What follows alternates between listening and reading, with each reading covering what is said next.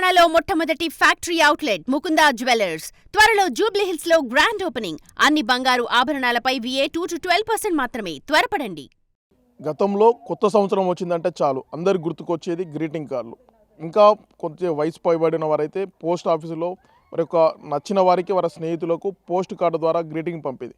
కానీ టెక్నాలజీ అభివృద్ధి జరుగుతున్న కొద్దీ గ్రీటింగ్ కార్డులను కూడా కనుమరుగాయి. కానీ జిల్లాలోని రంగాపురం గ్రామంలో చూసుకోవచ్చు విజువల్లో పిల్లలంతా కూడా అక్కడ సంబంధించిన యువకులంతా గ్రీటింగ్ కార్డు యొక్క సంస్కృతిని భవిష్యత్ తరాలకు అందించాలి. గ్రీటింగ్ కార్డుతోనే ఒక వ్యక్తి మధ్య స్నేహభావం పెరుగుతుంది. దీంతో పాటుగా వ్యక్తికి ఇతరుల మధ్య ఎంతో అవినాభావ సంబంధం కూడా ఏర్పడుతుంది. ఎవరైతే గ్రీటింగ్ కార్డు వెనుక మనం కార్డు వెనుక సైడ్ ఇవ్వడం ఫ్రమ్ టు అని అడ్రస్ చేయడం వల్ల పిల్లలకు చేతిరాత కూడా పెరిగేది. ఇలా ఎంతో చదువుతో పాటు వ్యక్తి మధ్య సత్సంబంధాలకు గ్రీటింగ్ కార్డు ఉపయోగపడేది. కానీ కాలక్రమేణా సోషల్ మీడియా, వాట్సాప్, ఫేస్బుక్, ఇన్స్టాగ్రామ్లు వచ్చిన తర్వాత సెకండ్ల వ్యవధిలోనే తమకు నచ్చిన వారికి గ్రీటింగ్ కార్డులను పోస్ట్ చేసుకుంటున్నాం. దీనివల్ల ఇప్పుడు ప్రస్తుత సమాజంలో గ్రీటింగ్ కార్డు అంటే చాలా తెలియని వాళ్ళు కూడా ఎంతోమంది ఉన్నారని చెప్పడంలో అతిశయోక్తి లేదు. కానీ జిల్లాలో రంగాపురం గ్రామానికి చెందిన కొంతమంది యువకులు మాత్రం గ్రీటింగ్ కార్డు యొక్క సంస్కృతిని కాపాడాలని ఒక వినూత్నమైన కార్యక్రమాన్ని శ్రీకారం చుట్టారు. మనతో పిల్లలు ఉన్నారు, అడిగి తెలుసుకుందాం. ఏం పేరు నీ పేరు? ఈశాన్. గ్రీటింగ్ కార్డు ఎవరికి వేసినావు? మా ఫ్రెండ్స్కి. ఎవరెవరికి వేసినావు? ఏం గ్రీటింగ్ అంటే నీకు ఇంతకుముందు వేసినావా? వేసిన. ఎవరికి వేస్తున్నావు? ఇలా గ్రామంలో ఎవరెవరికి ఇక్కడికి పోయినావు? శ్రేయాన్స్, చిన్ను, ధనుష్ అన్న, డియంతేజ్. అంటే ఎట్లా సెలబ్రేట్ చేసుకుంటున్నావు న్యూ ఇయర్? అందరికీ గ్రీటింగ్ కార్డ్స్ ఇచ్చి చేసుకుంటాం. చెప్పు, నీ పేరు ఏం పేరు? రోహిత్. ఎట్లా సెలబ్రేట్ చేస్తున్నావు న్యూ ఇయర్?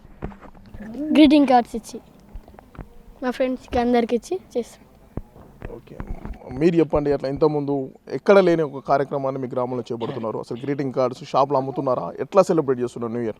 మా చిన్ననాటి స్కూల్ జ్ఞాపకాలు గుర్తు చేసుకుంటూ ఈరోజు మా విలేజ్లో మా గల్లీ పిల్లలకి గ్రీటింగ్ కార్డులు మా దగ్గర ఉన్నాయి. పాతవి వెతుకులాడుకొచ్చి తీసుకొచ్చి ఇచ్చి మా పిల్లలతోటి గ్రీటింగ్ కార్డ్స్ వేపించడం జరుగుతుంది.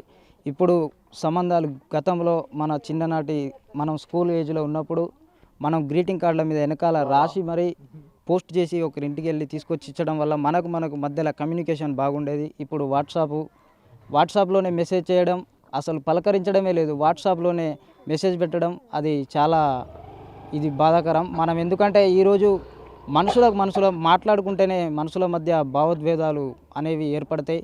మనం మాట్లాడుకోకుండా ఖాళీ ఫోన్లోనే పొద్దుగా లేవగానే ఫోన్లో మెసేజ్ హ్యాపీ న్యూ ఇయర్ అని మెసేజ్ చేయడం వల్ల మనకు ఎలాంటి సంబంధాలు లేకుండా పోతున్నాయి. సమాజం బాగుపడాలని మనం మన వంతు సాయంగా పిల్లలకు గ్రీటింగ్ కార్డులు తీసుకొచ్చి ఇచ్చి మరి గ్రీటింగ్ కార్డు ఒకరికొకరు పలకరించుకోవడం, గ్రీటింగ్ కార్డులు ఏమని పిల్లలకు చెప్పి మా గల్లీలో పిల్లలందరినీ పిలిచి మరి గ్రీటింగ్ కార్డులు వేపించడం జరుగుతుంది.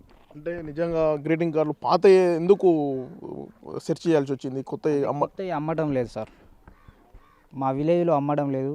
అందు గురించి మా దగ్గర ఉన్న పాతప్పటి మా స్కూల్ జ్ఞాపకాలు గుర్తు చేసుకుంటూ నోట్సులలో దాచుకున్నవి తీసుకొచ్చి మరి పిల్లలకి ఇచ్చి ఈరోజు గ్రీటింగ్ కార్డులు వేసుకోండి అని చెప్పడం జరిగింది. మీరు చెప్పండి, గతంతో పోల్చి ఇప్పుడు ట్రెండ్స్ అంతా న్యూ ఇయర్ వచ్చిందంటే చాలు ఎంజాయ్ చేస్తున్నారు, పార్టీలు చేస్తున్నారు. కానీ గ్రీటింగ్ కార్డులు కానీ పలకరింపులు కానీ లేవు. ఎలా చూద్దాం దీన్ని?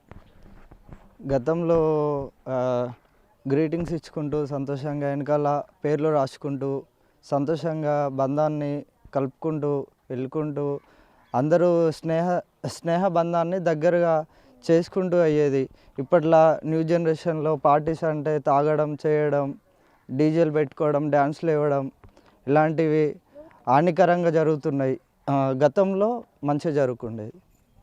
అంటే ఎట్లా మరి నువ్వు ఎట్లా సెలబ్రేట్ చేసావు న్యూ ఇయర్? నేను గతంలో లాస్ట్ ఇయర్ అయినా కానీ నా 10th క్లాస్లో గ్రీటింగ్స్ని కొనుక్కోవడం, షాప్లలో కొనుక్కోవడం, వెనకాల గిఫ్ట్ కార్డుగా నేమ్ రాసి ఇవ్వడం అలా జరిగేది. ఇప్పుడు ఏ షాప్లో అయినా ఎక్కడైనా సరే కొనుక్కుందామన్నా ఇక్కడ షాప్లో అమ్మడం లేదు. నార్మల్గా ఎక్కడైనా కానీ ట్రెండ్ అయిపోతున్నాయి. తాగడం, చేయడం, డీజేలు పెట్టుకోవడం ఇలాంటివి ట్రెండ్ అయిపోతుంది. గతం రోజులు రావాలి అని మా మనస్ఫూర్తిగా కోరుకుంటున్నాం. మళ్ళీ గ్రీటింగ్స్ పంచుకోవాలి, మళ్ళీ స్నేహబంధాలు దగ్గర అవ్వాలి అని మనస్ఫూర్తిగా కోరుకుంటున్నాం. విన్నాం కదా, రంగాపురం గ్రామంలో యువత మాత్రం వినూత్నంగా ఆలోచించి పాత రోజులే చాలా బాగుండేవి, ఈ ఫ్రెండ్స్లో ఎంతో సత్సంబంధాన్ని పెంపొందించేది. దీంతోపాటు ఒకరికి ఫ్రెండ్స్ అంటే బాండింగ్ కూడా ఏర్పడేదని చెప్తున్నారు. కానీ టెక్నాలజీ పెరిగే కొద్దీ ఆ బాండింగ్ అనేది దూరం అవుతుంది. మళ్ళీ పాత రోజులు రావాలని ఈ యువత చేసిన కార్యక్రమం ఎంతో ప్రశంసనీయంగా ఉందని చెప్పుకోవచ్చు. వీడియో జర్నలిస్ట్ కీర్తన్తో Yashwant, big TV, Rangapuram, Mahabubabad. For more videos like this, subscribe Big TV channel.